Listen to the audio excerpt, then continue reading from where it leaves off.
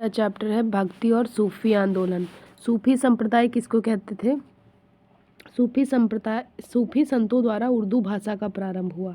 जैसे बाशरा यानी इस्लामी कानून के समर्थक, बेसरा इस्लामी कानून से मुक्त। इसमें थे चिश्ती सिलसिला, उसमें आते थे भारतीय संस्थापक ख्वाजा मोइनुद्दीन चिश्ती, जो कि दक्षिण भारत और उत्तर भारत से संबंधित थे। सॉरी। और दक्षिण भारत से आते थे बुरहान, हीन गरीब और गेसू दराज। और उत्तर भारत से आते थे ख्वाजा बख्तियार काकी, बाबा फरीद, हजरत निजामुद्दीन औलिया यानी फरीद के शिष्य, हजरत अलाउद्दीन साबिर, नासिरुद्दीन चिरागे देहलवी। और सुहरावर्दी से आते थे कौन कौन से संस्थापक थे? शिहाबुद्दीन सुहरावर्दी। और कादरी सिलसिला से संस्थापक शेख अब्दुल कादिर जिलानी। नक्शबंदी सिलसिला से भारतीय प्रचारक ख्वाजा मोहम्मद बाकी बिल्लाह बेरंग। ठीक है। उसके बाद हम बात करते हैं भक्ति आंदोलन का प्रारंभ अलवार नायनार संतों के द्वारा किया गया। कबीर किसके संत थे? तो ये संत रामादास के। बुद्ध और मीराबाई के जीवन दर्शन से में मुख्य समानता यह है कि दोनों का मानना है कि संसार दुखों से पूर्ण है। रामानुज के अनुयायियों को क्या कहा जाता है? तो वैष्णव। कबीर एवं धर्मदास के मध्य संवादों के संकलन का शीर्षक क्या है? अमर मूल। उसके बाद हम बात करते हैं सिलसिला और उनके संस्थापक।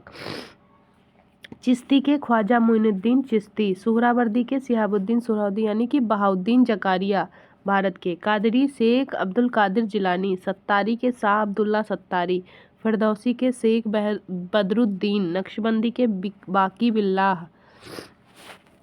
उसके बाद हम बात करते हैं रामानुजाचार्य ने किस दर्शन का प्रतिपादन किया?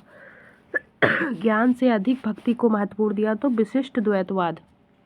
कोई व्यक्ति किसी व्यक्ति से उसका धर्म, संप्रदाय या जाति ना पूछे, यह कथन किसका है? संत रामानंद का। काम रूप यानी असम में वैष्णव धर्म को किसने लोकप्रिय बनाया? तो शंकर देव ने। शुद्ध अद्वैतवाद का प्रतिपादन किसने किया? तो वल्लभाचार्य ने। भारत में भक्ति आंदोलन का पुनर्जन्म 15वीं से 16वीं शताब्दी में हुआ था। किस भक्ति संत ने स्वयं के आदेश के प्रचार हेतु सर्वप्रथम हिंदी भाषा का प्रयोग किया? तो रामानंद ने। बीजक के रचयिता कौन थे? तो कबीर। संपूर्ण भारत में भगवान शिव की प्रतिष्ठा कितने ज्योतिर्लिंग हैं? 12।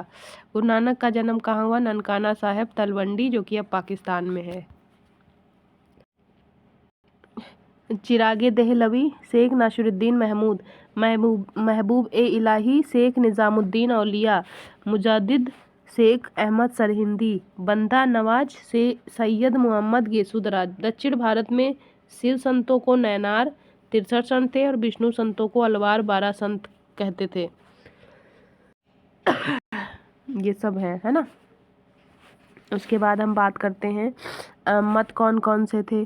तो पहला मत था हमारा अद्वैतवाद का, शंकराचार्य, विशिष्टाद्वैतवाद रामानुजाचार्य, द्वैताद्वैतवाद निम्बार्काचार्य, शुद्धाद्वैतवाद वल्लभाचार्य, द्वैतवाद माधवाचार्य, भेदवाद भास्कराचार्य, शैव विशिष्टाद्वैत श्रीकंठ, अंचित्य भेदवाद बल्लदेव, वीर शैव विशिष्टाद्वैत श्रीपति, अभिभाग द्वैत विज्ञान भिक्षु।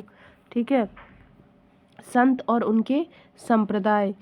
तो रामानुजार श्री संप्रदाय, माधवाचार्य ब्रह्म संप्रदाय, वल्लभाचार्य रुद्र संप्रदाय, संत लालदास लाल पंथ, गोविंद प्रभु महानुभाव पंथ, एकनाथ वरकरी संप्रदाय और रामदास बौद्ध धरकरी संप्रदाय, माधवाचार्य हरियाली संप्रदाय, शंकर देव महापुरुषी संप्रदाय, निम्बार्क सनक संप्रदाय, स्वामी हरिदास सुखी संप्रदाय, जगजीवन साहब सतनामी संप्रदाय, चंडीदास बाउल संप्रदाय, पुरंदरदास दासकूट संप्रदाय, नित्यानंद गोस्वामी चैतन्य पंथ, गुरु नानक सिख संप्रदाय, दादू दयाल दादू पंथ व निपत संप्रदाय, हित राजवंश राधा वल्लभ संप्रदाय, रामानंद रामवत संप्रदाय, श्रीचंद उदासी संप्रदाय, जयनाथ विष्णोई संप्रदाय, निरंजन का निरंजनी संप्रदाय, रैदास रैदासी संप्रदाय। दक्षिण भारत में भक्ति आंदोलन विष्णु भक्त को अलवार, शिव भक्त को नैनार। इसमें नम्मालवार, मधुर कवि अंडाल, कुलशेखर और नैनार में निरन, बुक्करश, तिरुज्ञान, सबंदर, सुंदर मूर्ति, मणिक्कर, वाचकर। उसके बाद बात करते हैं गुरु नानक देव ने सिख धर्म की स्थापना किसके शासनकाल में की? तो सिकंदर लोदी। चैतन्य महाप्रभु किस संप्रदाय के थे? तो वैष्णव संप्रदाय। तुलसीदास किस शासक के समकालीन थे? अकबर और जहांगीर।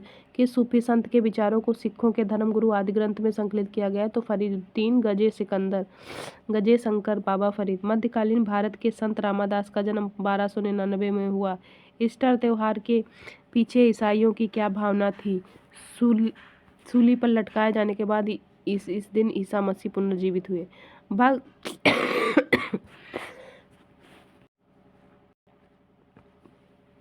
भक्त तुकाराम किस मुगल सम्राट के समकालीन थे? जहांगीर। भारत में चिश्ती सूफी संत को किसने स्थापित किया? ख्वाजा मोइनुद्दीन चिश्ती ने। सूफी संत मोइनुद्दीन चिश्ती की यह मान्यता थी कि संगीत ईश्वर के निकट पहुंचने का एक साधन है। ईश्वर केवल मनुष्य के सद्गुण को पहचानता तथा उसकी जाति नहीं पूछता। अगानी दुनिया में कोई जाति नहीं होगी। यह किस सिद्धांत किस भक्त का है? गुरु नानक का।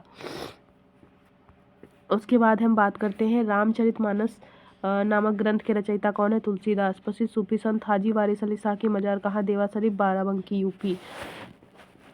शेख निजामुद्दीन औलिया किसके शिष्य थे? बाबा फरीद के। शेख निजामुल औलिया की दरगाह कहाँ स्थित है? हजरत निजामुद्दीन, दिल्ली में।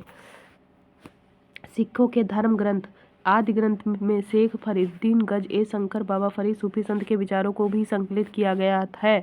प्रसिद्ध संत सलीम चिश्ती कहाँ निवास करते थे? फतेहपुर सीकरी, आगरा में। शेखुल हिंद की पदवी किसने प्रदान की गई? शेख सलीम चिश्ती। ईसा मसीह का जन्म कहाँ हुआ था? तो बेथलहम को। ईसाइयों द्वारा गुड फ्राइडे इसलिए मनाया जाता है क्योंकि इस दिन ईसा मसीह को सूली पर चढ़ाया गया था। सूफीवाद सिलसिले में कौन सा सिलसिला संगीत के विरुद्ध है? तो नक्शबंदी। किस सूफी संत ने किसने कृष्ण को औलिया के रूप में माना जाता है? शाह मोहम्मद गौस। 12 मासा के रचयिता कौन थे? मलिक मोहम्मद जायसी। दारा सिकों के द्वारा लिखित सर्रे अकबर शीर्षक के अंतर्गत उपनिषदों का फारसी में अनुवाद किया गया था। कृष्ण जीव परक प्रेम वाटिका काव्य की रचना किसने की थी? रस खान। निजामुद्दीन औलिया ने भेंट करने से किस सुल्तान से इनकार कर दिया? अलाउद्दीन खिलजी। श्रृंगेरी पट शिव स्थल मैसूर। राज्य कर्नाटक। गोवर्धन पीठ बलभद्र व सुभद्रा स्थल पुरी, उड़ीसा। शारदा पीठ कृष्ण द्वारिका, गुजरात। ज्योतिष पीठ विष्णु बद्रीनाथ, उत्तराखंड। सनकादि संप्रदाय के वैष्णव संत निम्बार्काचार्य ने द्वैतवाद का प्रतिपादन किया था।